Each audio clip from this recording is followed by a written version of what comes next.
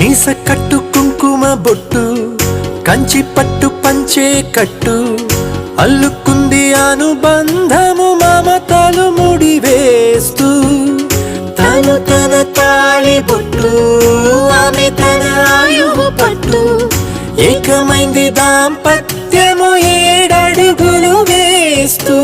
నాలో సగం నీవంటూ నీలో సగం నేనంటూ జనుమలు జతపడువలపుగ ఇరు మనసులకొక తలపుగ కలగలిసిన ఒక తనువుకు శతమానం భవతి శతమానం